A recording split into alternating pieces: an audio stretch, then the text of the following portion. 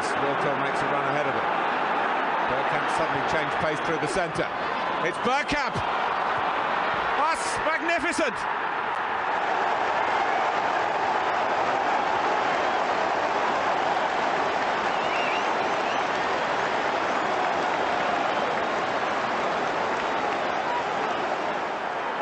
The move, and then this, which left Dabby's ass totally stranded.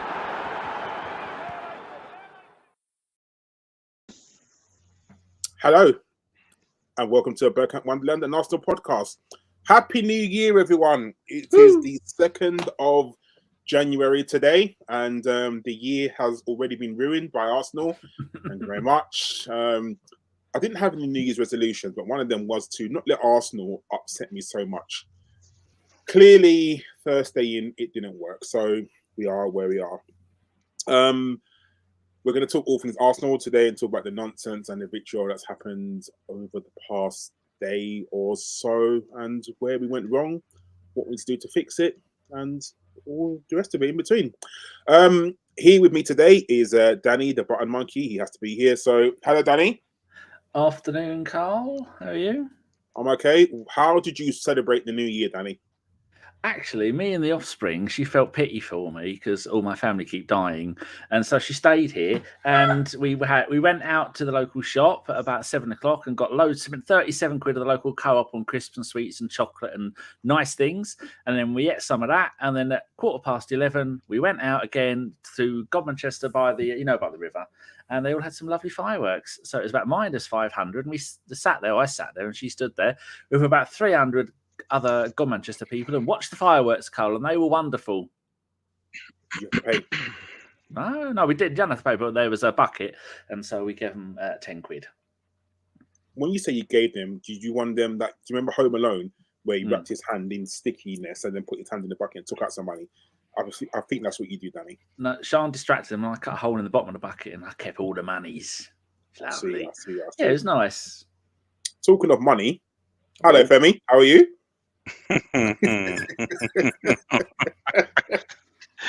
All good. What's happening, everyone? I'm trying to decide if I'm going to watch the West Ham match in the background or this 16 going on 32-year-old in darts. Oh God, the darts is on. Did you know that he's dating a 21-year-old? All I'm doing is putting it out there. I'm not saying it's wrong. I'm not saying it's right. I'm just saying that he's dating a 21-year-old woman. We were discussing it today. Bit dodgy. Fair play to him. Yeah, to him, not bad. But hold on, you're dating someone who's barely out of nappies. So what happens when you get money now, innit? Darts money's coming in thick and fast. So, I mean, obviously, is that when? Do you remember?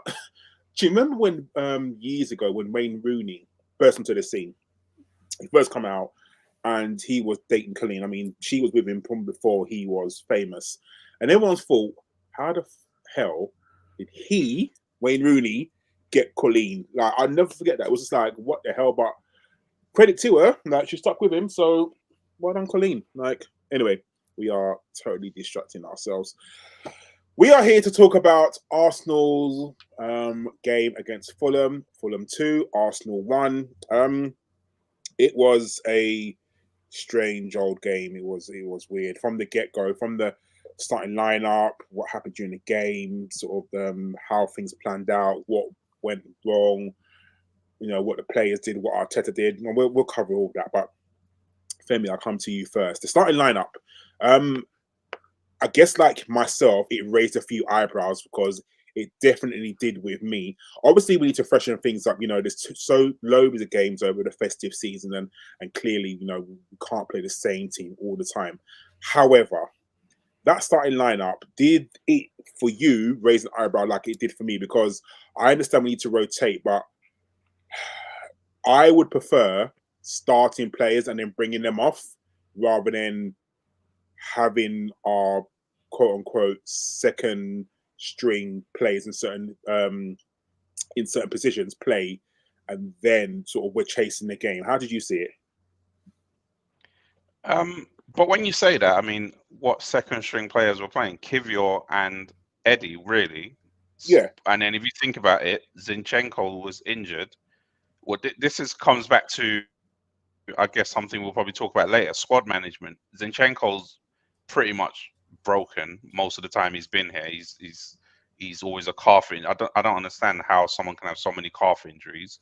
So you've got no other left back. I would not have started Tommy because he's always a calf injury waiting to happen as well.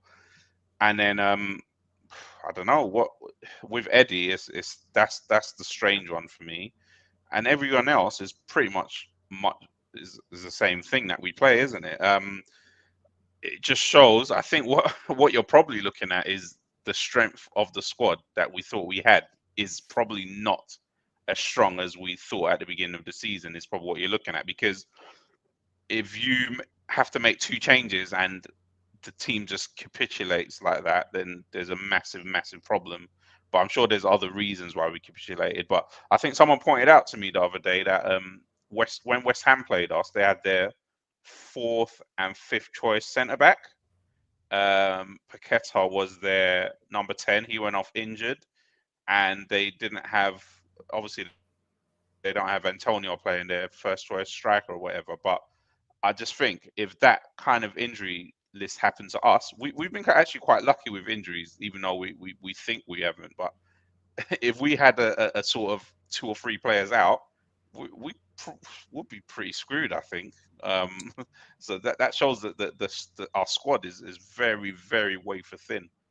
I think the size of our squad is really small compared to sort of other squads. I mean, you think of, we only have, I mean, yes, I understand that we've got some Timbers injured, and we've got some that sort of long-term injuries. But if you, on paper, we've technically only got 2 centre-backs. Yeah. And those are the 2 that play all the time. Yes, you can say Kiwior can play centre-backs and Ben White can play centre-back. But, you know, Ben White's been playing right-back for the last God knows how long. So would you really just throw him back into playing centre-back? You know, you got to think of that. We always say that Tomiyasu can play centre-back, but he's not actually ever been tested at playing centre-back, for Arsenal at least. So would you just throw him in there? Our fullbacks, like you said, are way for thin. At the moment, I mean, we'll get on to sort of the Asia Games and the African Cup of Nations, but at the moment, we literally have 1 right back and kind of 1.5 left back. So if for some reason Zinchenko gets injured or is not back for a few games, you're looking at playing Kiwior at left back for the foreseeable. Does anyone want to see that? No, not really. But what option do we have? You look at our midfields, and our midfield at the moment is an absolute mess, because I don't think anyone knows what our preferred starting midfield is. So who knows? But anyway, let's stick to the game. Danny, we started the game and we came out the blocks, and you know, we got a goal after 4 minutes, which was, I mean, I think it was more the ball hitting Saka rather than Saka putting it into the net. It was a lovely bit of play by Martinelli down the left-hand side, sort of shot, came off the goalkeeper and it hit Saka and went in. When that happened, did you think, oh, this is a run-of-the-mill game now, we'll go on to score a couple of goals and win? Or as normal with Arsenal, was you a little bit cautious? Well, the way it's been lately is we can only play that scintillating Martinelli one side, Saka down the other side, Odegaard putting stuff in the middle, magic. It's how long we can keep that magic up for. Sometimes it's an hour, sometimes it's 45 minutes, sometimes it's half an hour. I think that against Fulham, it was 15 minutes of that? And it's every game it's getting less and less and less. So you're thinking, well, at what point is it, we're not going to be able to do this? At what point are they going to double up on the wingers like they always do, start fouling and getting away with it, and just ruining the game? So I missed both the Fulham goals because my internet was playing up. I had a dodgy Ethernet connection, and so I saw the first goal. But I think the BT did me, or Sky did me, a favour by ruining my internet, so I didn't have to watch it all. But it is just a matter of how long that we can do it for. And it seems to be that the players are knackered. I mean, Pat Reiss, Declan Reiss has been brilliant all season. He looks knackered. And it's a combination of people fouling and getting away with us. And then they've found out Arteta's tactics. And also the players have run out of ideas. It's just the same thing. Remember, it was in the end of the Wenger days. It was plan A. If plan A don't work, revert to plan A. Run down the wings, and if that doesn't work, give it to Odegaard, who'll run from one corner of the box to the other corner of the box to the other corner of the box with a ball, running, zigzagging in and out of people. And there's nobody in the box that he can give it to, because teams know that if we do make the break with Saka and Martinelli, you ain't going to catch them. But then when they get down to the edge of the wings, they're going to stop. And then they look around and go, right, what am I going to do now then? And then the rest of the team catch up. And then by then, the defending team have got 11 players in their box.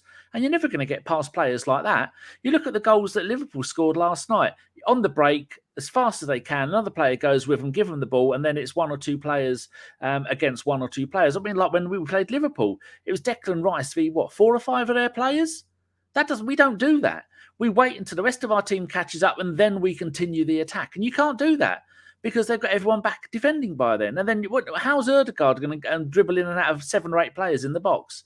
You're not going to do it. And then it's out again and recycle it back in again, and then zigzag around the edge of the box again, and then bring it back in again. And then if we're lucky, we get a corner, and then Trossard will kick it at the first player every single bloody time.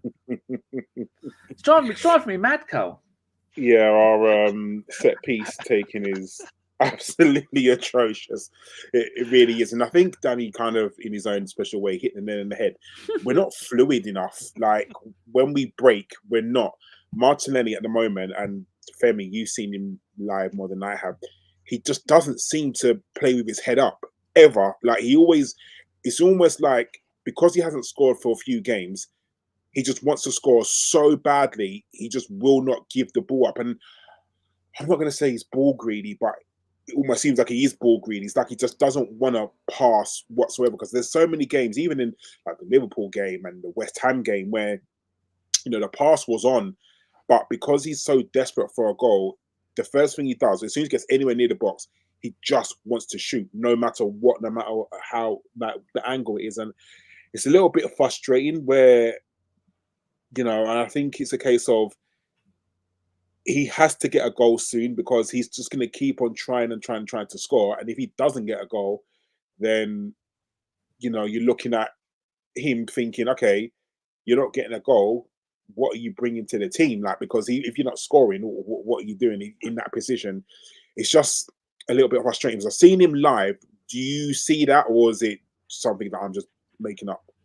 I think of all the players, I think he's lost confidence most rapidly. It's probably hard because you wouldn't see it with him, because he's always has the same demeanor basically on the pitch, but his head has just dropped rapidly so quickly. And unfortunately for him and for Bukayo Saka, they're basically our game plan.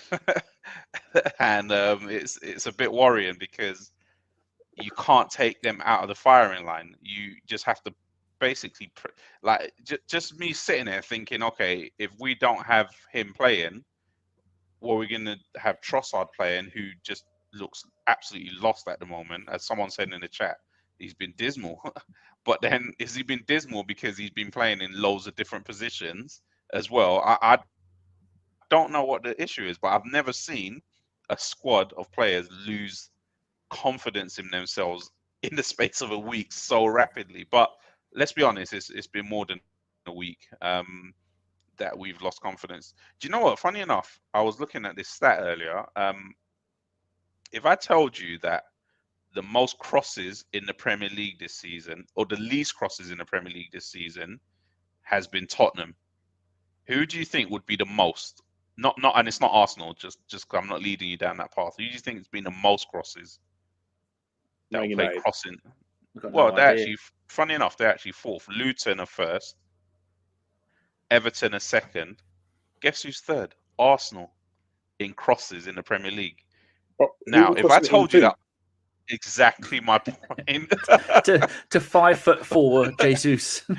We have the third most crosses in the Premier League, and it's just that. It's that thing where you don't see these things unless you're in the game, or unless you're watching the game, do you? Where you think, what are we doing? It's like banging your head against a brick wall, where what Danny just said, where you've done something so much that you've lost confidence in what you're doing. So your next logical step is just to get the ball and cross it in, get the ball and cross it in.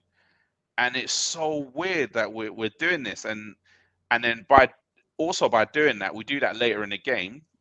You then take Martinelli off after 60, 70 minutes. Every game. Single game. No matter what Saka's doing. I love Bukayo Saka. We all love Bukayo Saka. But no matter what he's doing, it doesn't matter. Bukayo Saka's played more minutes this half of the season than he did and last season we were saying, oh, he's played too many games, and he's played more minutes this season than he has last season. So you asked Danny about the goal, and we've kind of just gone off on a tangent. Really, it's really hard to talk about this game, because this was actually the worst performance I've seen in a long. And I'm not going to say the worst performance on Arteta, because we were kind of used to these performances during lockdown and things like that. But it was pretty grim, to be honest with you.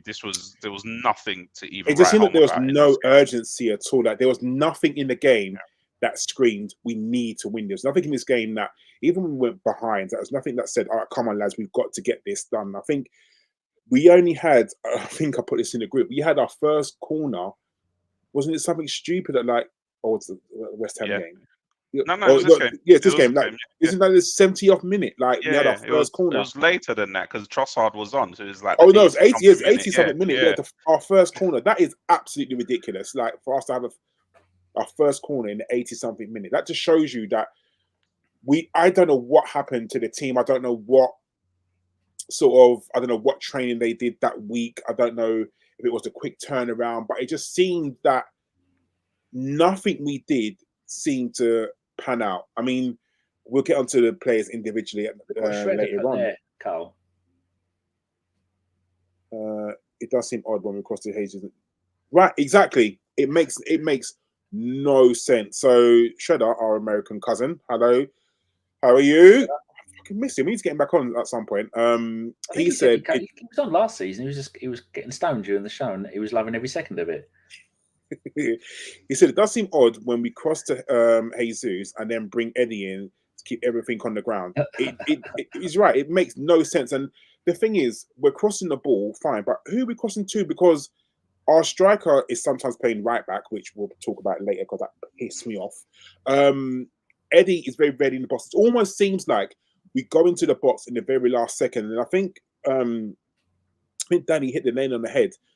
We've become so predictable to play against, and it's very easy, extremely easy. If you're a manager, you know that the threat from Arsenal doesn't come down the centre. It never does. It comes from either wing. So the first thing you're going to do is say, okay, go and double up on Saka, go and double up on Martinelli, and then we'll see if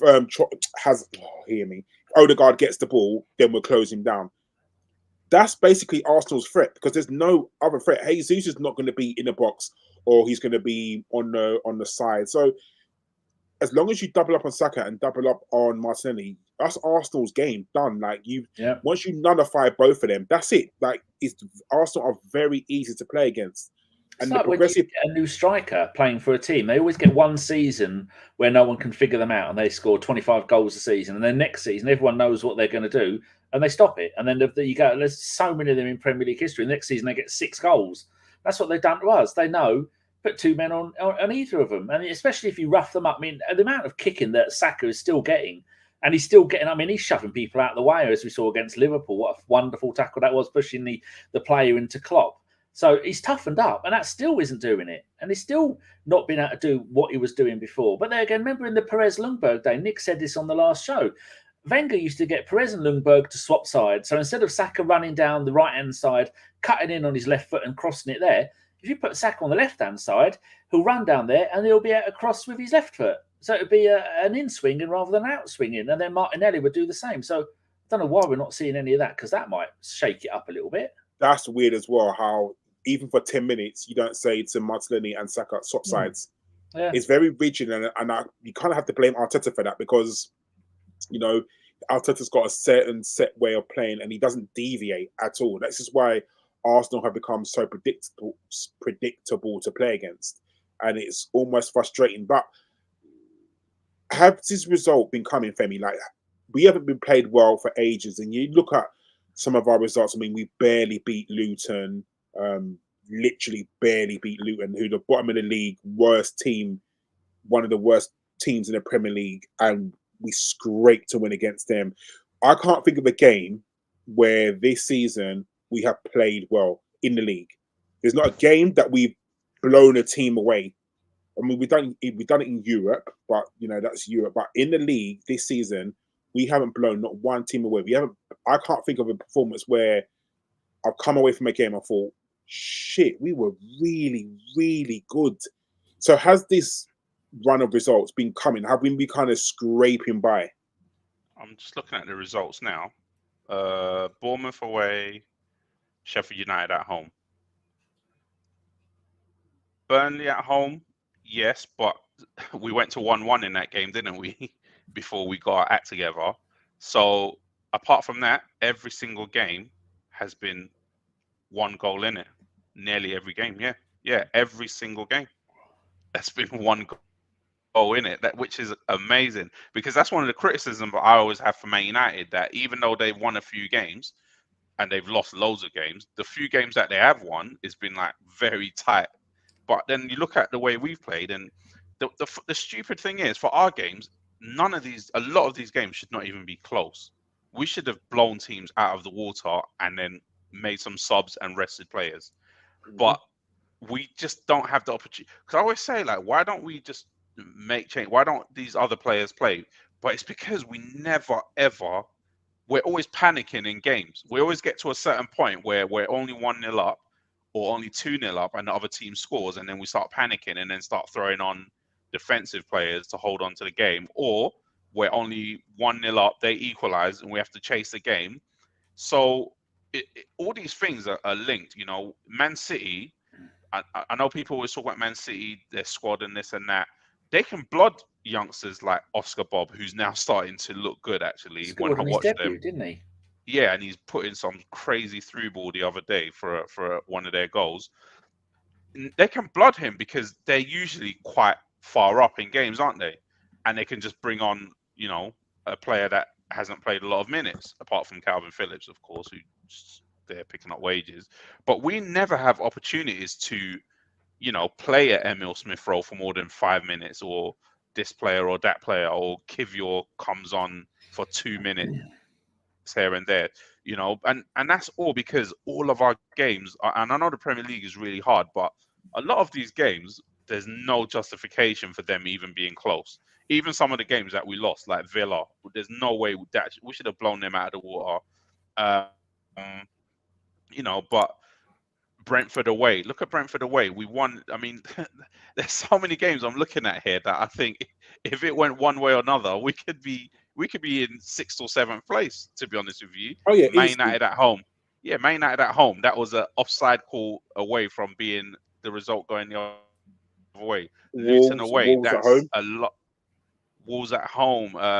Yeah, they missed a chance as well. Luton away. Literally the last kick of the game. So we've just got to be really careful with what we're doing. And one thing I'll say is a lot of people have been saying, oh, Arsenal, their excuse or the good thing that people have been saying is Arsenal have been pacing themselves better this season. Well, it's now the second half of the season. We're going away, hopefully, to Dubai.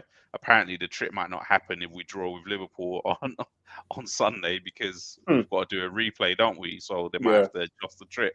Now, we're going away, and I hope that this is a point where Arteta brings in some new ideas. He does do that every season, some point in the season. So the season that we finished 5th, where we should have finished 4th, remember the first half of the season was so turgid, remember? And that Aubameyang stuff and the boring losing to Everton 1-0. Remember all that stuff? And we just couldn't score.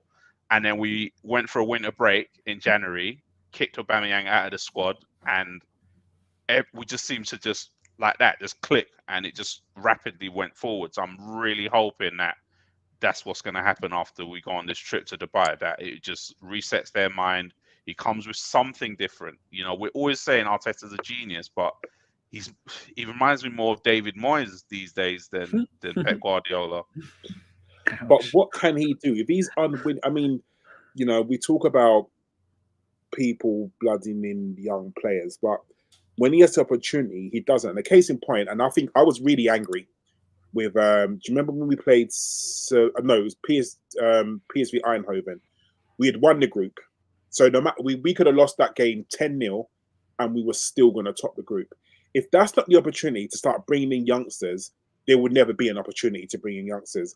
And he still persisted in playing a full strength squad. Like I don't understand how you got these players, because the problem is, what my issue is with Arteta is, if a player gets injured, he expects these players to come in cold. I mean, do you remember last season with Tavares and Rob Holding came in and he didn't start a league game. Exactly. So how do you expect these players? Arteta can sit there and say, "Oh, I want these players to be ready," but if you don't give them any game time, they're not even playing in the under 21s. Like, you can't expect these players to just come in who haven't kicked a ball in flipping 7 games to come in and start a game. Like, it makes no sense whatsoever. And I think, as much as we can praise Arteta, we have to talk about his flaws as well. And that's a big flaw. He doesn't trust his squad, because if he did, he would play different players all the time. He wouldn't all the time, but he would trust his players to come in. Like, for some reason, it seems like he's got a core set of people who, no matter what they did, they could sleep with his wife or whatever, they would still get a game of football. Like, it just seems like Saka is undroppable. At the moment, you look at Saka and he hasn't played well at all for the past, 4 or 5 games? No. Martinelli hasn't played well for the last 4 or 5 games. Our goalkeeper. Anyway, we'll talk about David Raya later. But, you can't make bold statements like, "Oh, I wish I had a conviction to, make a substitute a goalkeeper," and then you see some of David Raya's performances, and you think, really, like, seriously? But if someone like Emile Smith-Rowe, and I actually want to talk about Emile Smith-Rowe right now, if he can't get on against a Fulham game, then why is he in the squad? Is it time? Okay, here's an actual question, Danny. Is it time to sell Emile Smith-Rowe?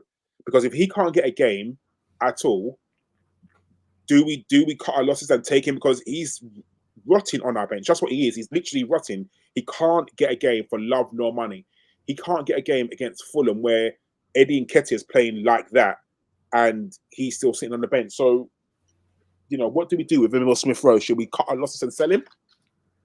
Well, if he's now 23 and he's had virtually no first-team football in the last two seasons. I'm just looking at here in the Premier League this season. He's came on 5 times and been subbed off once. I don't remember him starting the game. And then last season, go and have a look at his stats for then, and it's not going to be much better. He came on once. No, he came on 12 times and he didn't start a single game. I think, one he started. Yeah, if you read how many he came off. So last season, he started 1 game and he came on 12 times in the Premier League. He played 161 minutes in the Premier League last season. That's less than 2 games. This season, he started 1, which I don't remember, and then he came on another 5 times. Who did he start against? He started against Sheffield United, and then he got injured. Well, there you go. He started against Sheffield United. Yeah, knee injury. And so he started 2 games in the last 2 seasons. One of our best talents. One of the it seems the more we love our players, Ramsdale and Smith-Rowe, the more they're not going to play. It's almost like he's doing it. He's player teasing us. He's prick teasing us, and that's out of order. But he is a 50, 60 million pound player. When a couple of seasons ago, that's how much we'd have wanted from him when Villa were looking at him. Didn't they put in a cheeky 50 million pound bid or something we knew we weren't going to sell? But he made his name a few years ago by coming off the bench. Not last season, but the one before that, coming off the bench and scoring goals game after game after game. And that's the kind of thing we need now. And he has no intention of using him. It's almost... I've got no idea what Arteta's playing at, but the answers are there. Like you were saying, we're playing the youngsters. There's Manwari scored 5 goals in the game recently. He's a fantastic prospect. Apart from making his debut last season, he's done nothing. But like Rudy says here, the youngsters don't get a game time because we're never in a position to let them play. When was the last time we won a game comfortably? That's what you were saying, Fem. Well, I think that, I mean, Karl just made a point about the PSV game. That game will always just irk me because, by the way, I really love Arteta. I love what he's done at the club. So I think we're just doing this as a criticism of the overall standing, that things that we can improve. So all this sack Arteta stuff, that's not what we're doing here. We're saying these are the things that we can improve. The PSV game really irked me because, as Karl said, there's nothing on the game.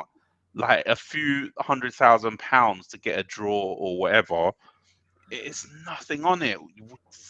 Cedric Suarez, I said he should never play for the club again. He should have never ever started that game. Waters should have been blooded in by now. You're telling me you have 5 fit defenders. This kid can be an option if you just play him every now and then. Trent Alexander-Arnold was just thrown in by Klopp just randomly. Every now and then, just dipped in, dipped out, dipped in, dipped out. You know, that's how you get a bigger squad of players. I'm looking at the squad now. Look, Reiss Nelson, he hasn't started a game since 2020. What's the point? Honestly, what is the actual point? You've got Mohamed El Neni. He's had 1 sub appearance all season for a few minutes in the Premier League. I mean, well done the club for giving him a contract, but Jesus Christ, we're actually paying him, to be a cheerleader. But Femi, I challenge you there. Why well done the club? Why? Because he's a nice guy, and his wages are probably maybe 50 grand, maybe, I don't know. But why did we give him a contract if we have no intention of ever playing him? What, to bolster the numbers? That was it. Like it makes no sense whatsoever. Like, and I hear what you're saying. Like Reiss Nelson, I know he's been linked to Newcastle, or he's been linked to some club today. I can't remember who it was. And West Ham today, actually. That's it. So West Ham, and I think someone in the comments, maybe you, Femi, who tweeted it and said, "What was the point of signing him?" And that is exactly just so we can send him to get money for him. That was literally the only point. How much do you think we're going to get for Reiss Nelson? Less than 20. Less than 20. I think less than 12, personally. Well, he hasn't started a game since 2020. That's ridiculous. What kind of football in life is that? For him, I mean, you've got Thomas Partey. He's played 4 games. You've got Jorginho was starting for a few games. That actually looked a little bit decent. Then he's all of a sudden just disappeared into the wilderness. Cedric's played 0 games. You've got, there's just you've got players all over the place. Kiwior's played 8 games, which are mostly subs, and he's playing left back when, I thought he was a centre back. So he's basically like, he looks peed off as well. He got dragged off at half time. Yeah, him leaving as well. Isn't it? The squad management is just so all over the place. It's like, I just don't know what it is that we're trying to do. Arteta has his core players that he trusts, and that's it. And I think, what are those players though? The 2 centre backs, definitely. Yeah. Now, Gabriel wasn't at the beginning of the season, was he? Maybe he was. Yeah, I think maybe he was forced into playing Gabriel, and then he got his plays back. For some reason, he loves David Raya, and I don't get it. And we're definitely going to talk about David Raya, but he seems to love David Raya. Saka could be one leg on an IV machine with COVID, blind, and he would still play. Like, no matter what, he would play. And I kind of worry about Saka because I think that Arteta's going to burn him out quickly. Like, you can't. Does he? If Ben White plays now, we know Ben White's got an injury. He's played 19 out of 20. Ben White hasn't looked right for about, a month? No, he's definitely got an injury. Like, he's definitely carrying something. Zinchenko's played 18 out of 20. So he's definitely one. Obviously, Odegaard is one. Oh, yeah. Reiss is one. He'll start Martinelli just because Havertz don't. seems to be one. He's played 19 out of 20 as well. Saka, of course. Jesus. Well, And apart from his injury, yeah. well, Eddie seems to be one of the favourites now. He's played 19 out of 20 games. Okay, but those 90% of those have been substitutes, right? He only plays. No, funny enough, he started quite a lot of games, hasn't he? Yeah, but that's because Jesus was out, wasn't it? Yeah, was out. Yeah, you're right. You know, Eddie has played in 19 Premier League games and scored in 3 different games. Jesus has played in 15 Premier League games and also scored in 3 different games. So our main 2 strikers have scored in 6 games this season. Do you know what? When you think of it, I think it's having our strikers at the moment have a combined league goals of less than 10, isn't it? I think it's like 8 goals between them. Eddie's on 5. Jesus is on 3. That's 8. Saka is on 6. But that's ridiculous. Our 2 strikers have 8 goals between them.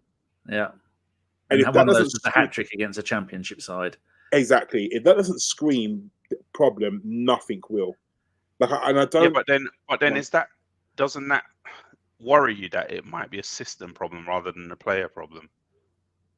Doesn't that scare you a bit, or is it because you see them miss chances as well?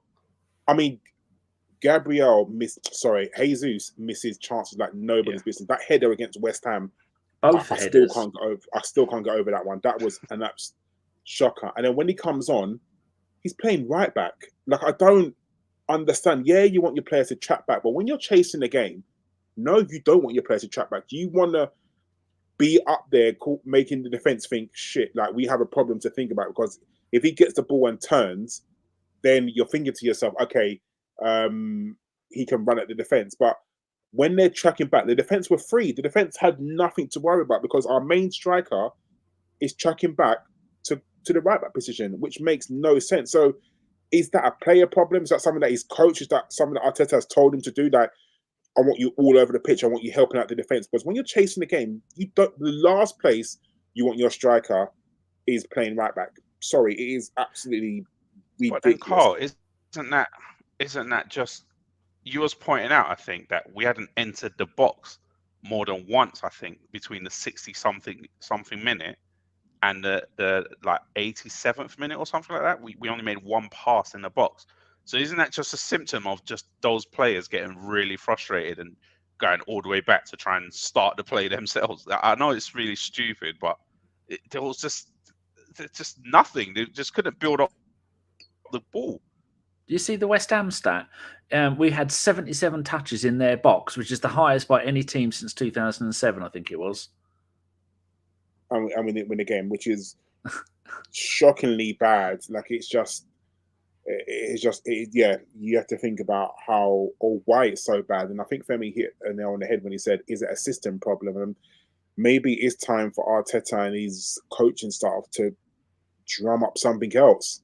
You just like to see something different. Because like I said, Arsenal are very easy to play against. It's very samey. It's very, give the ball to Saka, he cuts on the outside, he either takes a shot or he crosses to the back post.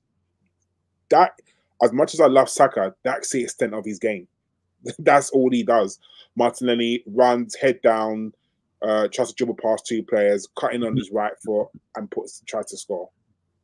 Odegaard does all these fancy flicks and tricks, looks for Saka on the right-hand side. Everybody passes to the left. So, do you know what I mean? Jesus, never in the box, playing either attacking 8 position or playing in the number 10 role. Never in the box. Sweeper striker. It's Arsenal are very easy to play against, and I would like to see something just a little bit different. And hopefully, this is the problem that I have. It's I'm hearing you saying all this, and I'm just having flashbacks of 3 years ago, and I'm saying, why is Lacazette playing like a defensive midfielder? Or we're saying, why is Aubameyang missing? Why is Aubameyang doing it? It's like we've just replaced a bunch of players with a bunch of players, and we've come back to exactly the same issues that we were complaining about 2-3 years ago. And that's why I said I don't know if it's a player problem, because seriously, just take out Jesus from that conversation and say, oh, Lacazette, he just dropped so deep. He's basically playing next to Partey and Xhaka. That's all I ever used to hear. And it's like, we're here again. We're here. Aubameyang was playing left wing. So I don't know. It's for me, the drop off from Jesus to Eddie is scary though, because there's something that in that Fulham game was so weird, which was our press was ridiculous. It's like we decided to press, and Fulham were not only were they playing around the press, they'll make 2 or 3 passes around the press, and literally they'll pump the ball up to the right side where Ben White is he's kind of pressing as well, isn't he? Because he's trying to help with the press. But because the press at the front is so bad, they literally could just pump the ball past Ben White every single time, or Kiwior. It was such an easy tactic. It's like you're sitting there as a coach, as a coaching team. You have to figure that out. You have to say, okay, there's something. Either drop the press and just don't press for a game. You don't have to press if it's not working. If your players are tired, you don't have to go and aggressively press every single game. There should be some games where you say, okay, we're going to press from the halfway line.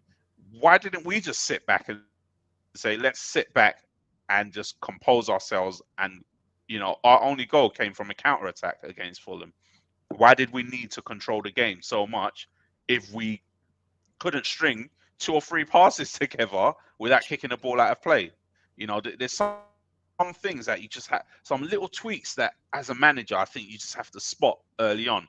Against West Ham the other day, Trossard was having an absolute nightmare, from everything, from crossing the ball, passing, controlling the ball, and I said, if this was a Mourinho managed team, he would have been off, not even after at half time, he would have been off after before 45 minutes. And he stayed on till like the 70-something minute. And you're thinking like, really? Is this really what we're doing? Like, we have to be sharp with these changes. We have to, and it comes back to trusting your players. You have to be sharp. If it's not working, we could all see it's not working. Change it quickly. And don't do stupid changes as well. Like change to a back 3 with no left back. I just don't know what the last 2 games we've tried that. It's absolute shambles.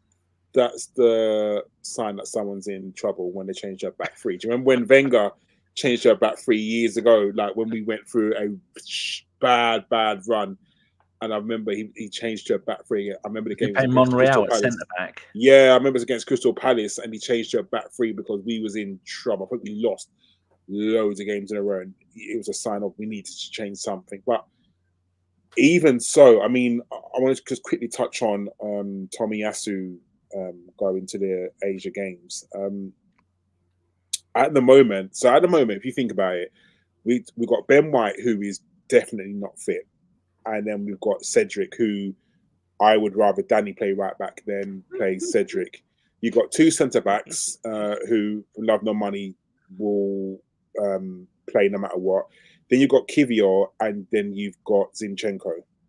That's all we've got defensive wise.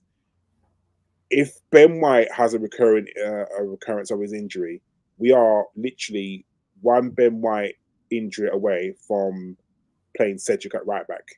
And then if Zinchenko doesn't get fit, then we are again one injury from playing a Declan Reiss at centre back. Could see it, but Kiwior, and then you could be playing Kiwior, Gabriel, Saliba, and Cedric. Like, would you trust those 4 for a string of games? Like, we had to play like 4 or 5 games. You would be quaking in your boots if that in this day and age of 2024, that was your defensive line. We've come so far from what we had, the Mustafi, David Luiz, like, that I still shudder like for that back line. But and that's where we then think about, Femi, where is our priorities in this transfer window? Is it defender? Is it a striker? Is it a midfielder? Is it a winger? Like, what is it? If you could pick not a player but a position to fill, what would you feel? Oh, mate, you know what? When you're talking about those numbers, it is a little bit scary at the back. But we were doing some calculations yesterday, again, doing some calculations, and we worked out that Arsenal have signed more goalkeepers on the Arteta than strikers. Yeah, we signed Ramsdale, Turner, Runnison, and Raya, right? Mm-hmm. We were even trying to, with forwards, we said, okay, Jesus, definitely. I gave them Trossard.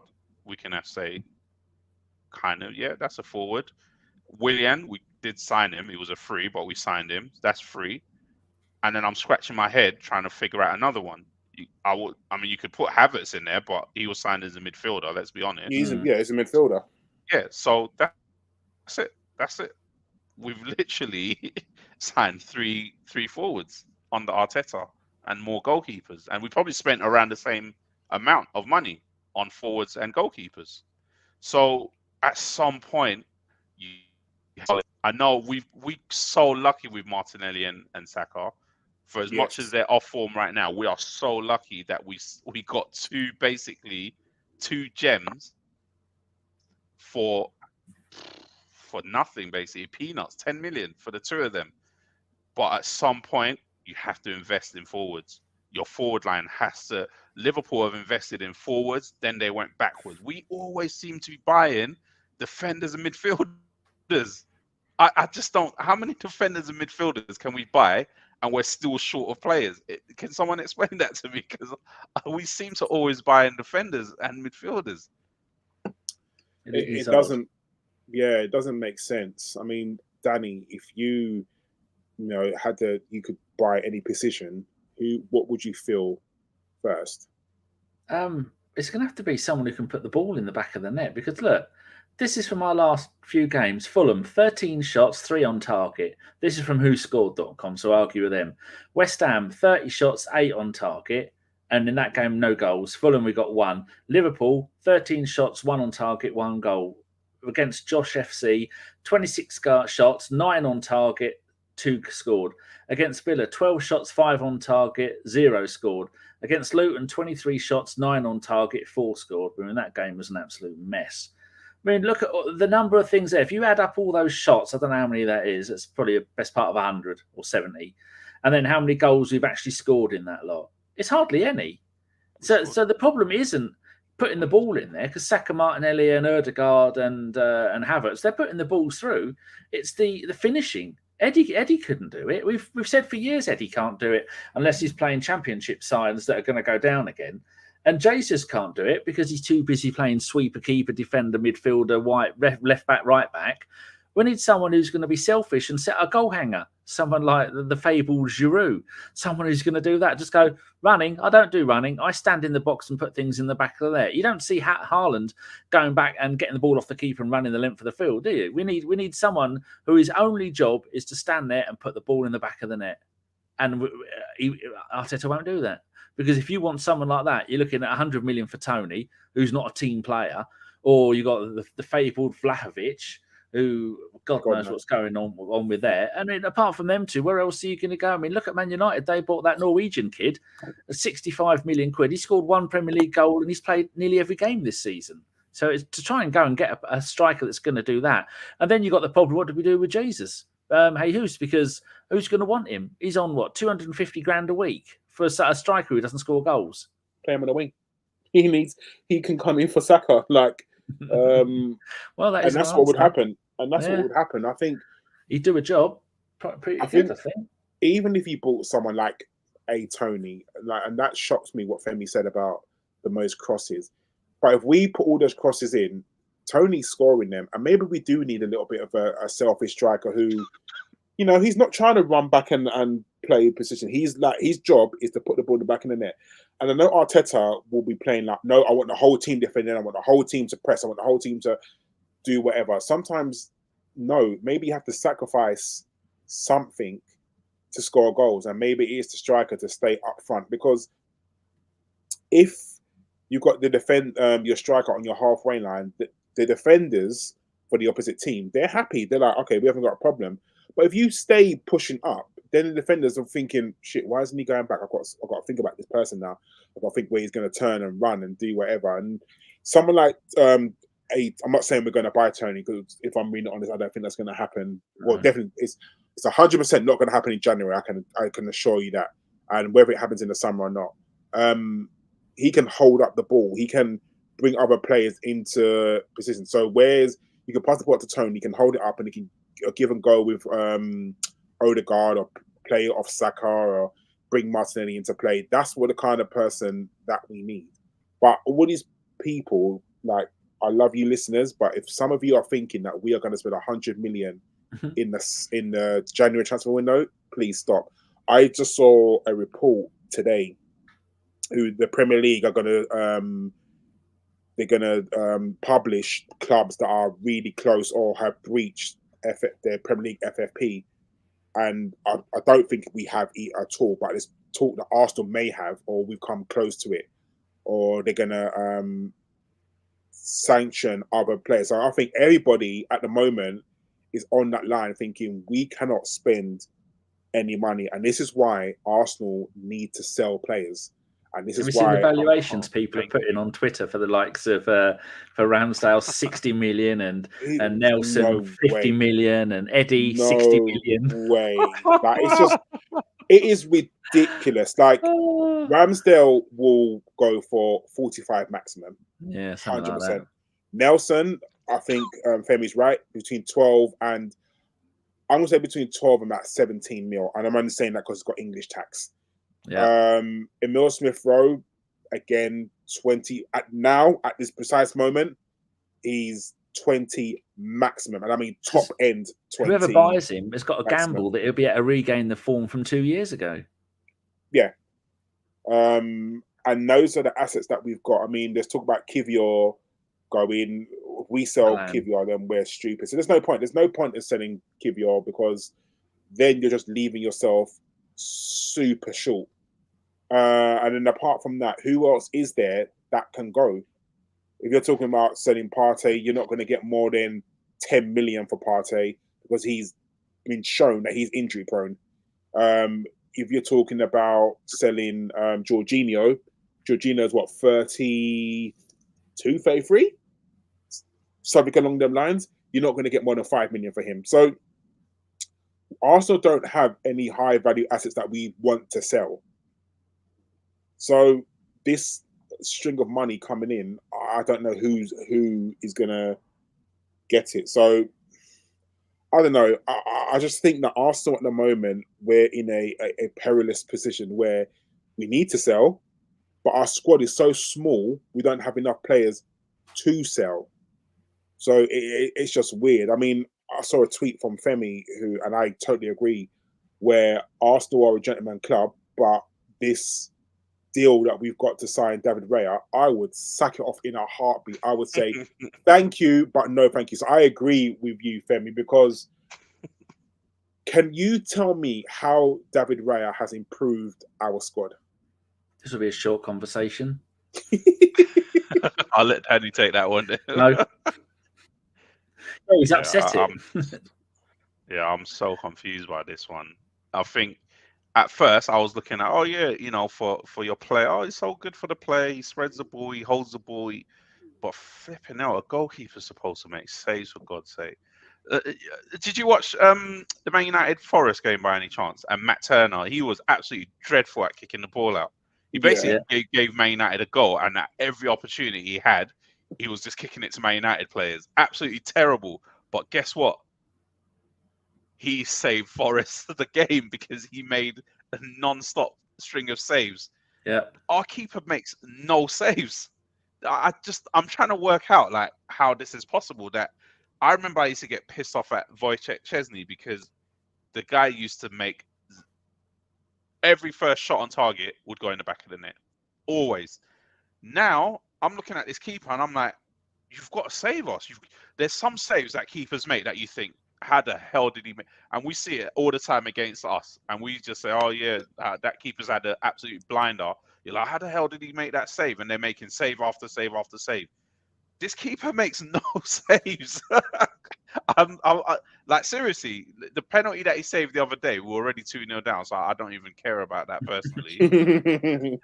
Reiss was laughing. Please, someone tell me how. Someone please tell me where you see Raya makes miraculous any save, let alone a miraculous save that you think Ramsdale had those in him where you think he had no right to save that. No right to save that. The ball's behind him.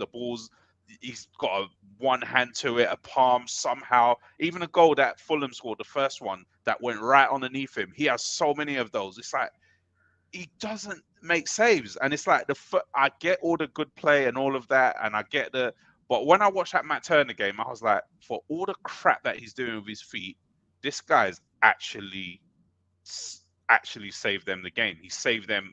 He's won them 3 points basically. And I just need a keeper that can. Yeah, we don't concede a lot of shots like the Bulgarian goon is saying, but that's what's more worrying. It's like there was like a stat where we had conceded 18 like shots and we'd conceded like 12 goals or something like that. That's ridiculous. You can't just say it's all down to luck that's happening. I am not a fan of David Raya, and I think most of us in ABW, I know Josh definitely is not a fan of David Raya, because I think you hit the nail on the head. He just doesn't save shots. Like, it almost seems like every shot that goes against him, it goes in. It's either goes in or off target. And like you said, I know Arteta is really big on building up from the back and, a keeper playing with his feet. But a goalkeeper's main job is to stop the ball going to the back of the net. And I just don't understand, why David Raya doesn't do it. And Arteta obviously sees something in him, but I don't, all this playing out from the back and doing all that. Yes, he may be good with his feet, but if he can't stop a shot, then what's the point? Genuinely, what is the point? And I'm not saying that Ramsdale is our saviour, because Ramsdale had a ricket in him from time to time, but I would trust Ramsdale to save a shot over David Raya 100% of the time.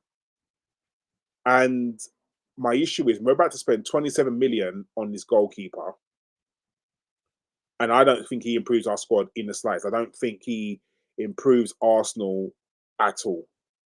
So how are we spending 27 mil on a player that I personally think makes us worse? Can I just say, there's some people in the chat basically, pushing back and saying he hasn't been the issue and he hasn't. There's no real shots that you can blame him for. Can I just say, another thing that's fallen right off the cliff is our goals conceded from corners, and I think no one's noticing that. We're conceding a lot of goals from corners that we just did not concede last season. I'll tell you that now. If you go back and look at the goals that we're conceding, Champions League and League, a lot of them are from set pieces. Now, that cannot be a coincidence that you've changed your keeper and you're letting a lot of goals from set pieces. I think people should check that. People should really check that. You'll probably be shocked how many goals we conceded from corners this season. And we were supposed to be leading the way in not conceding set pieces. I just think I don't see how David Raya has made us any better. I can't think of something that he's done. Yes, I can understand that every keeper has their flaws. Every keeper does. Ramsdale did. And again, I'm not saying that Ramsdale's our saviour. I'm not saying that Ramsdale is the one. You look at Onana at flipping Man United. I would take David Raya over Onana 20,000 million times over, because I think Onana is absolutely pony. I think he's one of the worst goalkeepers I have seen in the Premier League this era. But I just don't. I don't see David Raya ever coming up with like a goal. Do you remember, was it last season or the season before? I think it was last season. Do you remember Ramsdale save against Everton, the free kick, and he sort of scooped it? Like, Leicester. I can't. It was Leicester. Leicester, sorry, it was Leicester. Sorry, you're right. Yeah, I can't ever see David Raya making a save like that ever.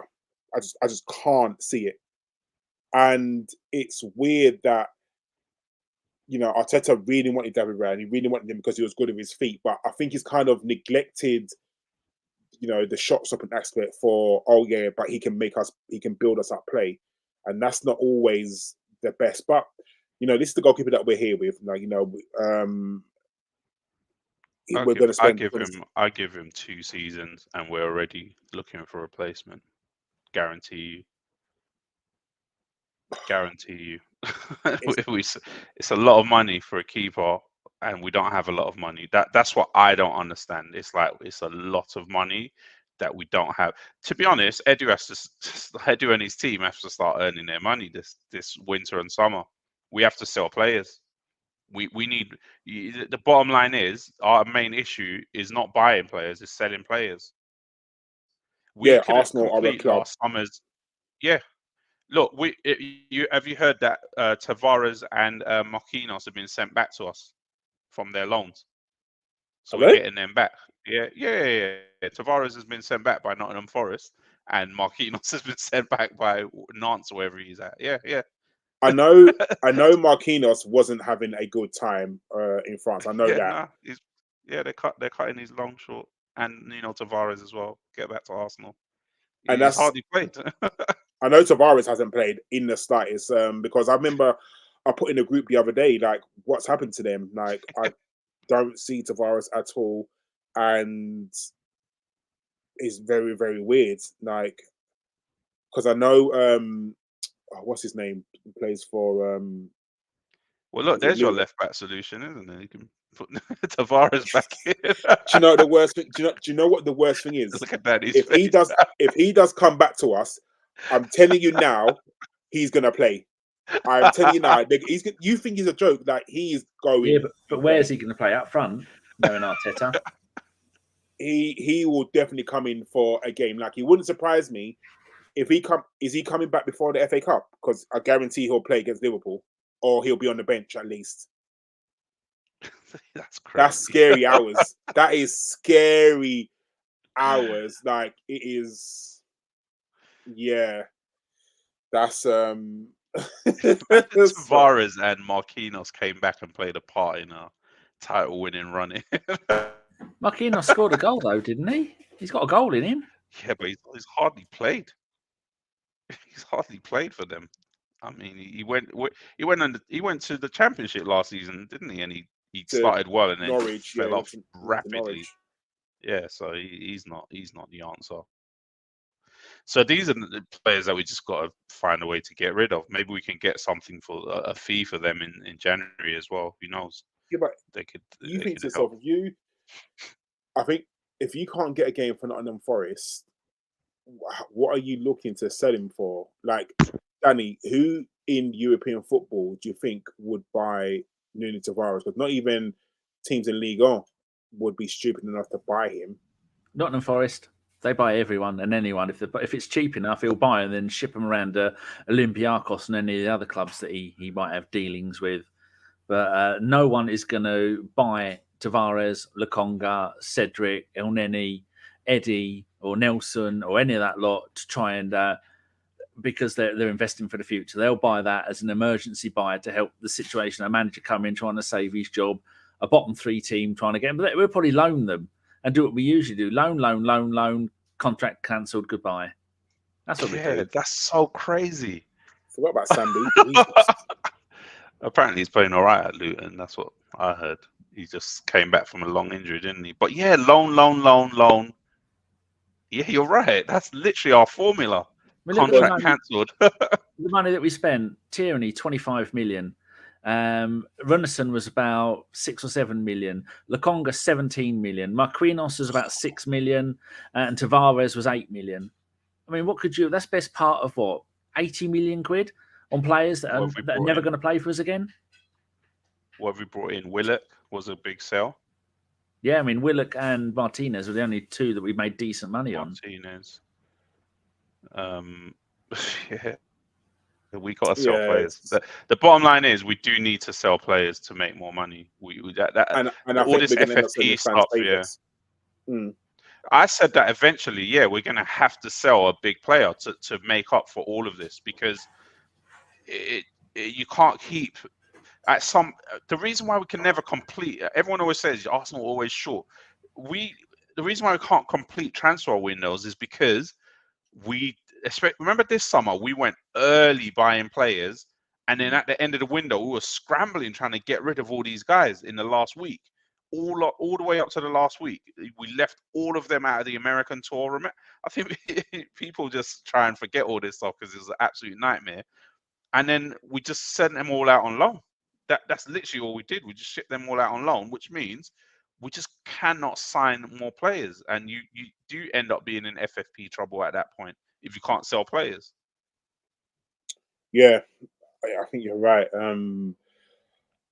But Arsenal are just not a good selling club. We just don't do well. I mean, you think last season we lost Lacazette for free, one of our main striker.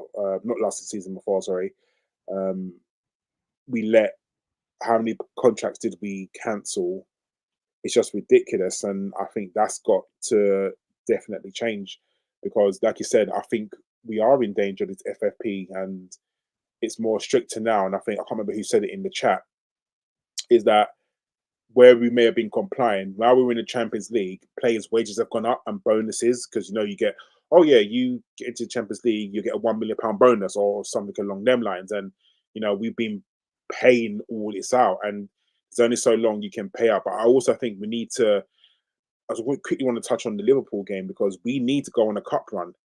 I think that is a definite thing that we need to do. So we need to stay in the FA Cup. So, Danny, would you put out a strong 11 against Liverpool? Because do you think, like myself, we have to kind of go on a little cup run and maybe go all out to try and win this FA Cup? We've got someone watching on Facebook, Nick Good. Hello. I don't think we've got a choice with players, have we? We haven't got the players to pick and choose from. I mean, everyone's either injured, out of form, or Arteta doesn't like them. We can barely scrape together an 11.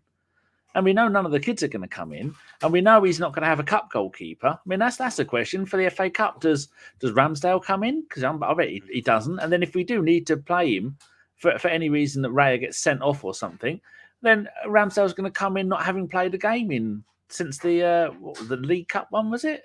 No, the game, the Brentford one, because Yes, PSV. Yeah. Oh yeah, he played Brentford. He did. Yeah, you're right. But I think it's just going to be tough. I don't think we've got enough players to be that picky from. So it's going to be the same players in every competition until we either get more players or we get players back from injury.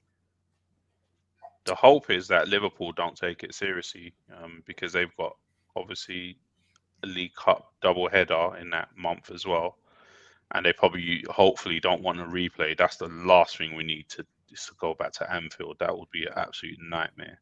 Yeah. But we cannot afford to throw cup games or go out of the FA Cup early. It's unacceptable at this point now. It's just unacceptable. Whatever we just pick, wherever the best players are, whoever is the freshest in form, pick them. But at home, FA Cup, fans have, and the worst thing is, by the way, fans have had to pay for this game. I've just sorted out my ticket. It's £53. It's a Cat B game because it's not included. It's not included in the season ticket for the first time. Yeah, for the first time. Yeah, it's only 3 games now. So now fans have actually had to pay extra for this game. So trust me, they want to make sure that they put in a performance.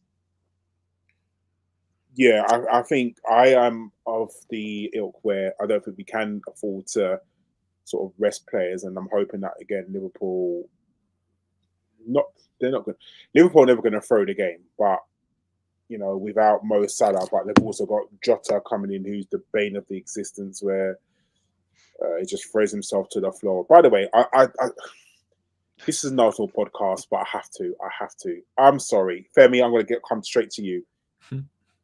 Anyone who didn't see that dive by Jota yesterday, or whenever you listen to this, it was on Monday.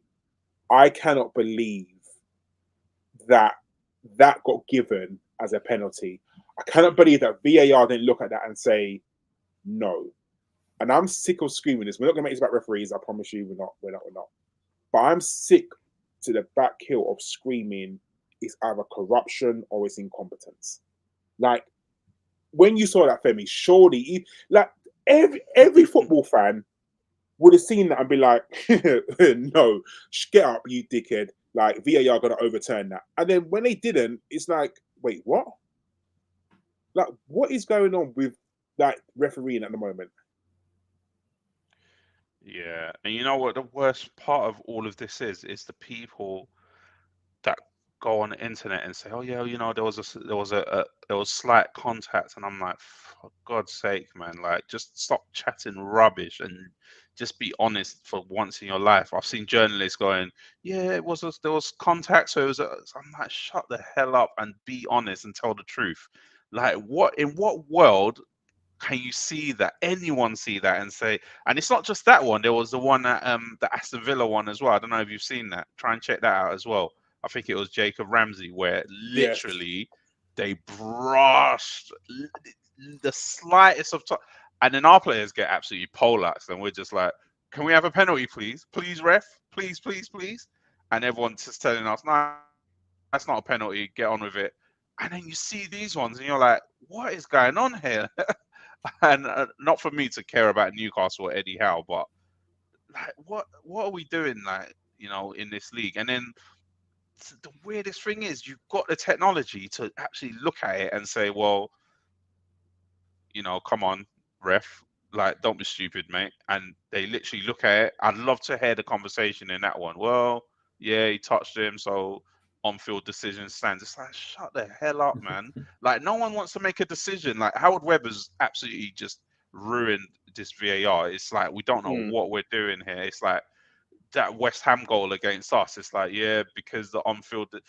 I remember back in the days, Linos had to put up their flag because the ball was out of play.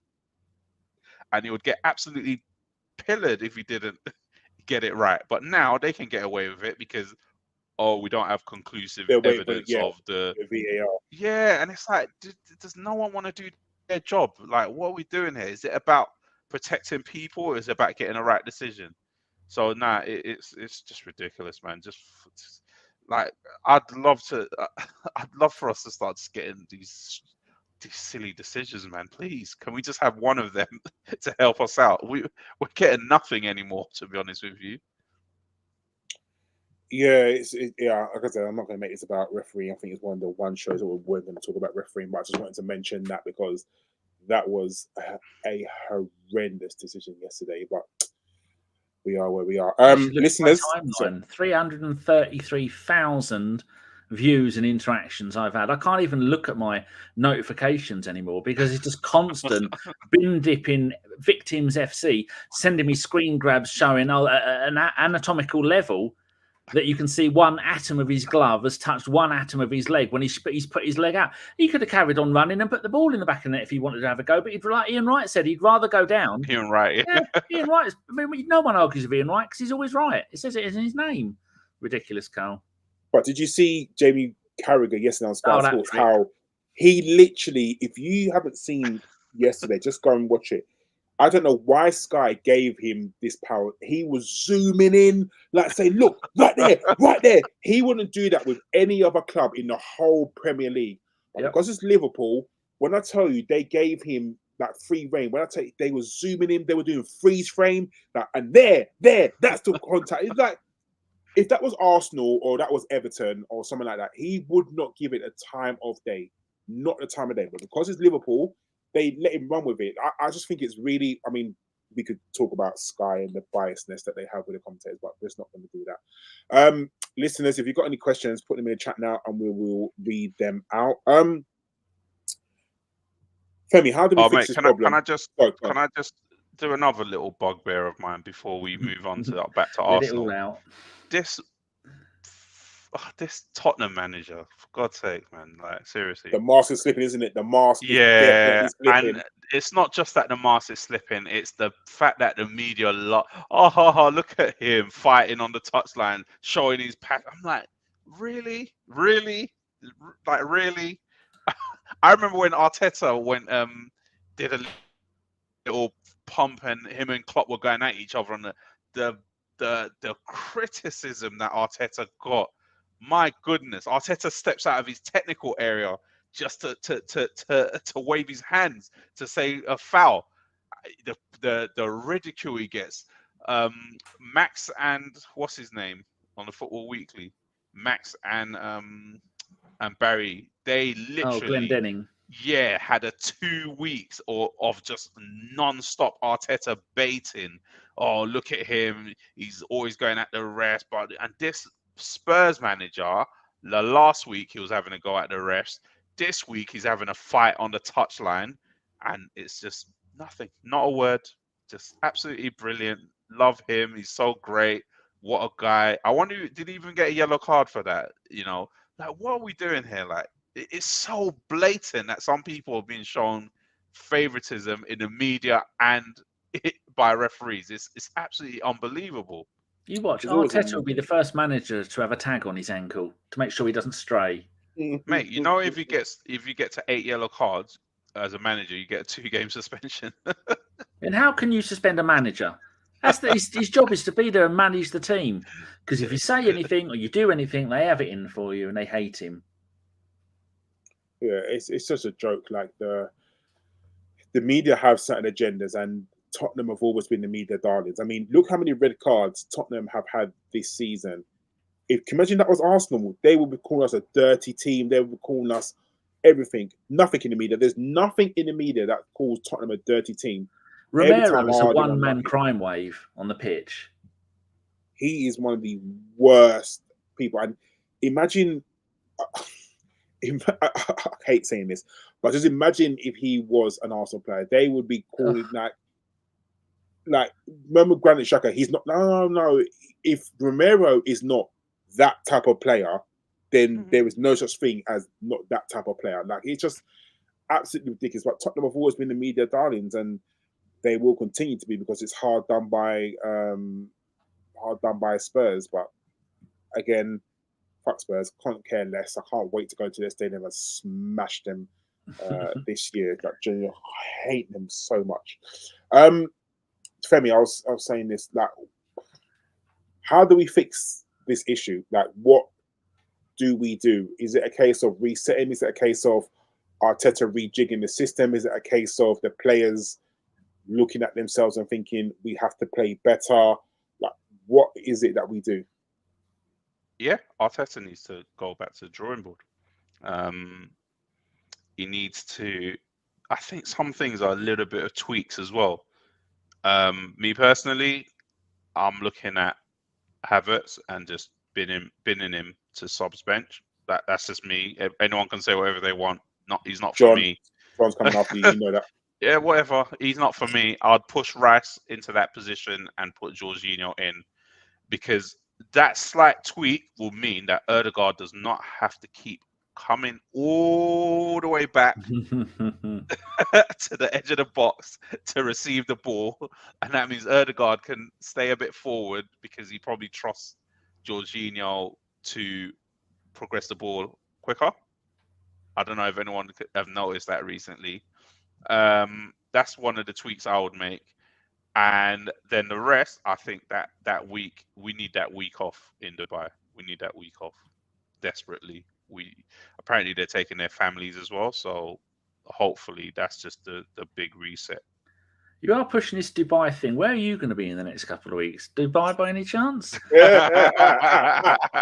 Femi's on the jet next to them. What are you talking about? You know what you're doing wrong, Mikkel, don't you? I was actually looking at that for May, actually. Yeah. May, that's going to be hot. Very. He'll have a man spraying him. I've been there in May before. Dubai between May and September, October is disgusting. Yeah. Like, I went there I made the extremely stupid mistake of going there in August one year. Ooh, if hell is that hot, then boy, I need to start repenting, because it was horrible. Like, it was horrible heat. Like, everywhere's air conditioned, but as soon as you step out, that's it. Like, and someone big guy like me, yeah, yeah, no, just definitely not. Like, definitely not in the slightest. But if the players are going there to do some warm weather training and get their fitness up and come back together, then hopefully it works, because something needs to happen. And at the moment, we're not playing the best, and we need to change it up, because even after the FA Cup game, who was it? Crystal Palace at home, I want to say. And they're Crystal Palace are not getting the results that they deserve. However, their players are really good. That Michael Elise, if he's at Palace next season, something's gone wrong. It used to be at Arsenal. That's the sort of player that Arsenal should have. That's sort of like, he is so good. Like he is so good, and I'd love him to get back to Arsenal. I very much doubt he will, but Palace have got a gem on their hands, and that's the sort of player that can he play left back though? No, but that's the sort of player that he was almost at Chelsea, wasn't he? Yeah, he was meant to go, wasn't he? Yeah, and then he pulled out the last minute, didn't he? Or either he pulled out or something went wrong with the deal. The chairman went to his house and dragged him and made him sign a new contract. Yeah, something went wrong with that deal. Then we've got like Nottingham Forest away, which is, for some reason, our record away from Nottingham Forest is atrocious. Like, I don't know why. Whereas Everton were our bogey team, Nottingham Forest seems to be that sort of team that are back-to-back FA Cup knockouts, wasn't it? Yeah, like we just can't. And we lost there last season as well. Yeah, and lost in the league as well. So, yeah, Nottingham Forest is to be our bogey team. And then, we've got Liverpool home, West Ham away, Burnley away, and then back into Champions League. So our fixtures don't exactly get any easier.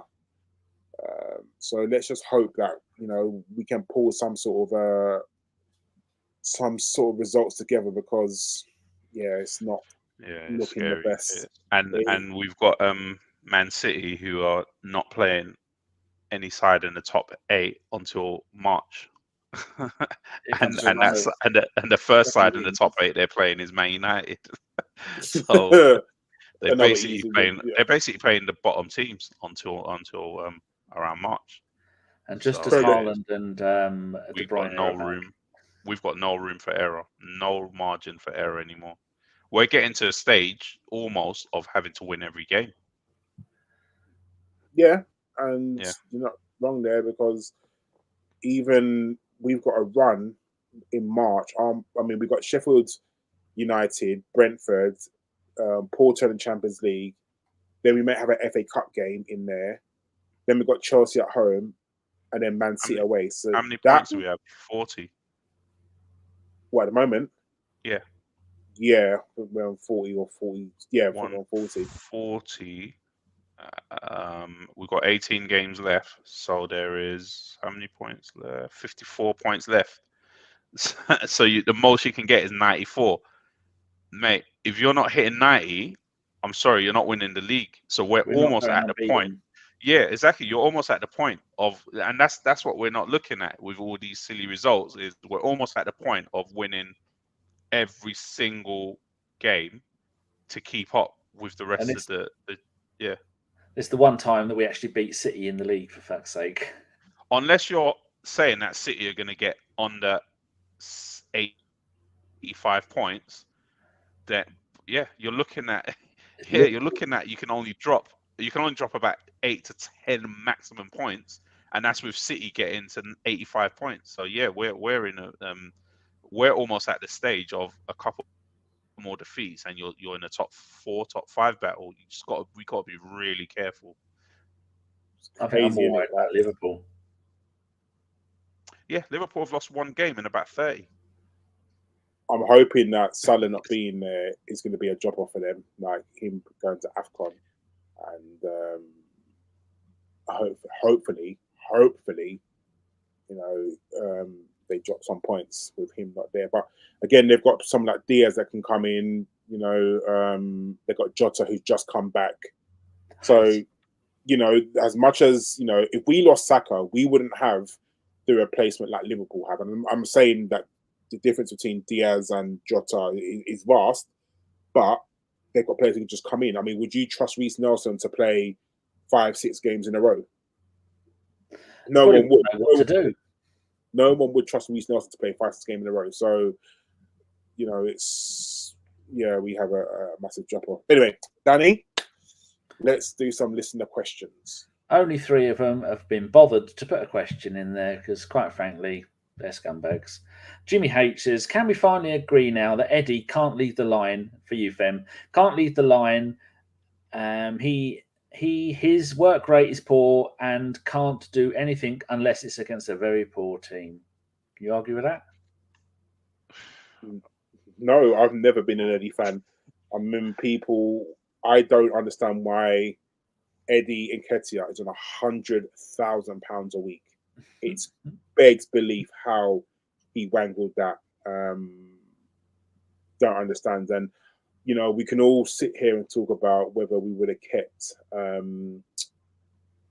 what's his name? Balogun, but it is what it is. Like, I don't think Balogun's doing the best in France either. But what do you do? Like, do we need to replace Eddie? Yes, we 100% need to replace Eddie. We need a better number 2, and Eddie's not that guy. But it's a bit scary because I see us linked with Victor Osimhen all the time, and I'm like, it's not that he's really good, but it's like putting Aubameyang in our team and saying, just figure it out. Are we playing to these players' strengths? Like Eddie isn't, obviously he's not. I mean, I listened to the show last week, and they were like, who are the 3 or 4 worst forwards we've had in the Emirates era? And one of the guys was putting Eddie in that list with Shamak and Cole. But seriously, if you put a player like Osimhen in the side, it's just like putting Aubameyang in the side. I just don't see what the massive upside is unless you're going to play to their strengths. Would have to change the way we play football, I suppose. Definitely. Bulgarian Guna asks this, Karl first. Is Edison a good shot stopper? Because we were talking, he put this in at the time we were talking about with our goalkeepers, what's the difference? Are they any good? Edison commands his area.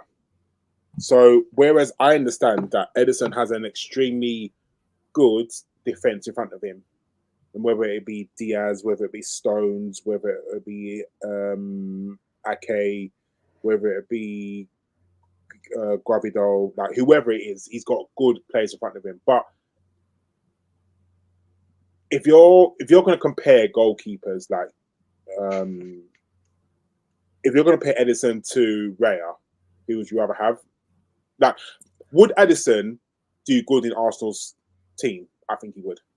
Not just because he plays for Man City, because, like you said, he's got a good defence in front of him, and he's got one of the best defensive midfielders in world football at the moment. He also plays in front of that defence.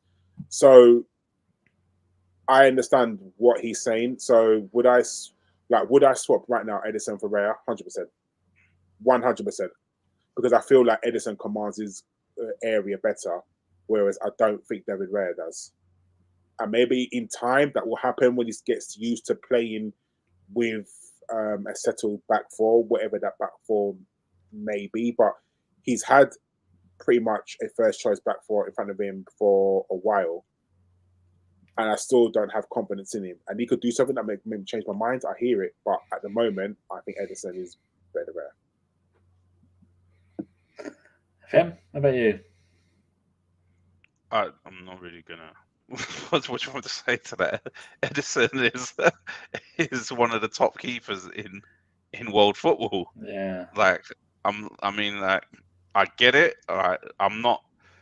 I get it. I just don't see it with David Raya. I want it to work. Like I always want it to work with all our players. But for me, I just want you to make saves. Like I'm watching this West Ham versus Brighton game right now, and Brighton have just missed so many chances. So many of them have been directly at the keeper, to be fair. But the keeper's shown up. I just want him to show up every now and then. That's all I'm saying. So I'm not really. Edison is one of the best keepers in the world. Mr. Waffles asks Karl, where does Partey play when, if he comes back? So first of all, is he coming back? If the answer's no, then I'll move on. He hasn't gone to AFCON, and what makes me think that there's been some sort of deal with Ghana to say, look, he's been out all season. He's just coming back. We need to keep him here because if he goes to AFCON, he's going to play every game, every single minute, because that's what Ghana do to Partey. They don't give him as a rest because he's the captain. So I can understand. I've seen like Arsenal photos where he's been in the gym and he's doing work. So I don't think he's on the pitch yet, but I know he's doing strength work. I don't know if he does come back. He's going to take time getting up to speed. And I think everybody wants to see that midfield of Reiss, Partey, and Odegaard. I think everybody wants to see it. And it's a shame that we're in January and we haven't seen that midfield play together yet. It's absolutely shocking that we haven't seen that midfield yet. And I think that is Mikel Arteta's number one pairing of those three. I don't think Partey is the long-term solution to anything. I think he does definitely go in the summer, 100%. No matter what, I think he goes in the summer. Even if we sell him for 10 mil, he goes because his injury record. We can't. It's come to a point now where we can't afford to keep Partey because of his injury record. Because he's so bad at trying to stay fit, we can't afford to keep him. So even if we get minimal money for him and we just get him off the wages and then we can use those wages to fund another midfielder, I think we need to do that. Whether he goes to Saudi Arabia, I don't know if Saudi Arabia are going to go all out for players like they did in the summer. I just don't think they will. I think they've sort of done all their buying, and all these players that are going to Saudi Arabia on millions. I think the bubble's going to burst really soon. Well, they got the World Cup now, haven't they? So they don't need to bother anymore. Yeah, I think it's gonna end really soon, that bubble, and I don't feel like they're gonna end up spending as much money as they did, but we'll see. But yeah, I think Partey does come back, then he does play in the centre midfield. I think you move Havertz over, and then you play Reiss at the left 8. You play Partey in his role, and then you play Odegaard in front of them. Okay. What's the chances that Partey just goes right to right back when he comes back? Well, he's done it before. Why are we not considering that? Nothing would shock me, to be honest. Like it would not shock me in the slightest. Yeah. Well, there you go. Right, another question for Femi this time, because people have been pulling their fingers out and putting me in questions. Patrick Carlson says, "What will you do when we win the Champions League this year?" What will I do? Yeah, it's at Wembley. I'll go there. I'll go there. You've got a box. Are we invited? Yeah. How much do you think like the tickets would be if Arsenal got to the Champions League final at Wembley? Jeez. 10 grand. Yeah, those club Wembley. Oh, no, those club Wembley seats. That 10 grand more than that, Danny. I mean, if we get him off of Jeff, because Jeff was doing us a deal. Obviously, yeah, it'd be more than 10 grand. Arsenal in the Champions League final for the first time since 2006. Tickets at Wembley. You wouldn't be able to get a ticket, no matter love nor money. The demand for that would be outrageous.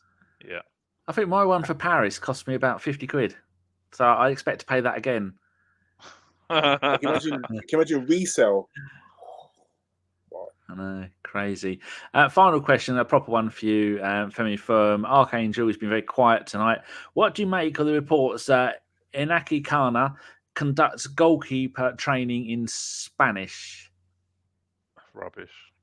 Oh, I saw that. Yeah, it's nonsense. Yeah, it's just rubbish. Do you know what? When it's January, it's always that when the transfer window starts and these stupid people just come out on the internet. Clickbait. It's just like clockwork. It's like these stupid people that just like, come on, like, no, come on. I mean, you thought it was bad before. It's weird, isn't it? Though, like, I mean, now you can buy a blue tick as well, Yeah. so it's 10 times worse. I mean, some of the stuff that Karl is banging out on our Twitter, and well done, Karl, we're just up to 35,000 followers now. But people with shit accounts will get the blue tick, you then get paid for interactions. Karl did one the other day that was like 50,000 interactions, all of them that are good that Karl's doing. And we're doing about 800,000 interactions a month. All you have to do is get 3 million over 3 months. And then you get the blue tick. Then you can buy the blue tick for like £8 a month. And then we start making money on it by constantly putting up, who's better, Bergkamp or El Neni? And people go, wow, how did you do that? Wow, wow, wow, wow. Is Mikel Arteta actually bald? Should Arteta be fired? We'd make a bloody fortune, Cole, because shit accounts are doing all that yes or no, left or right, up or down bullshit. And this wasn't here last transfer window. And now it is. I mean, you've seen that silly bird who pretends she's an Arsenal fan. Oh, Daddy, you ruined my Christmas. That. And people are going mad. She's doing it because you lot are interacting, you fucking idiots. Ignore. And then don't interact, and then she'll go away. It's hilarious, but it's a mess, Karl. It is. And sadly, we've got another 4 weeks of it. So... Fargo says, does anyone remember the Arsenal horse? Oh, gosh. Great days. Another 4 weeks of Fabrizio, everyone. Any Arsenal news, Fabrizio? Any Arsenal news, Fabrizio? No, piss off. And then also you get the Ornsteinio memes, didn't you? I collect those. Oh, I love them. It's just absolute nonsense. Anyway, that wraps it up tonight. We've done all we can do, squeezed every ounce of juice out of the shocking defeat that was to Fulham. We got Liverpool next in the FA Cup. Let's just hope that we get a result against Fulham. But what doesn't bode well is that we're playing in that white kit, that no more red white kit. I don't think we've won a game in that white kit, have we? I know we lost to Forest. They said we beat Oxford in it. That shows them. Just about. Yeah, literally, exactly. Oh gosh, yeah. Because I remember I remember that game last season, wasn't it? Yeah. And then that's when my first doubts came in about last season. Didn't they blaze us because they said, "Oh, we didn't clean up the dressing room," but we left them them shirts, didn't we? And I think they raised stupid amounts of money for auctioning them off. But yeah. So we've got Liverpool on Sunday, isn't it? Sunday the 7th, yeah. In that no more red kit, in Arsenal kit. Quickly, give me a score prediction, Femi. 2-1 Arsenal. Oh, Danny? 4-0 Liverpool. Christmas is over, so you can't be the Grinch anymore. No. It's the whole. How about you? What are you going for? I'm going for 1-0 Arsenal, just because Arsenal and Liverpool games are normally tight affairs, and Salah not being there, I think, will open us Liverpool up. So let's just hope that we can go on and do a little cup run, because I think we really, really need it. But time will tell. Anyway. Danny, since you are always here, I'm going to say goodbye to you first. Thank you very much for hosting, Karl, in the new revamped ABW. Nice to see that you two survived the cull. I hope it's a lesson to everybody else. Don't go full Carpenter. Never. If we lose to Liverpool, I'm telling you this now, we're wheeling out Chris and we're doing an emergency podcast. Emergency! We are wheeling this out, and we are doing an emergency podcast. We're going to have sirens, all sorts, ambulances. We're going to have it all. Get T-shirts printed. The hell! I'm being serious as well. If we lose to Liverpool, because I'm going to Newcastle next Monday, aren't I? Jesus, just remembered. What, up there? I'm going to Newcastle. Yeah, I'm going up to Newcastle for work. My the Newcastle Metro. I'm going to see the Newcastle Metro. Yeah, I know, but that's what it is. Femi, you sitting in your £1 million mansion. Thank you for coming on. Cheers, lads. Cheers. And this has been an Arsenal podcast from ABW saying thank you very much. Come on, the Arsenal, and let's hope we beat the bin dipping scum. as soon as they scored that goal, I was fucking livid. Get down, dog. Splendid business. He nearly caught the bloody thing. What are you talking about? So I've just eaten a full quiche. Well, you don't often see them at it. So when you see them in the supermarket, they need to be swagged, microwaved immediately, and get the brown sauce on and bosh, Bob's your uncle. Never in doubt.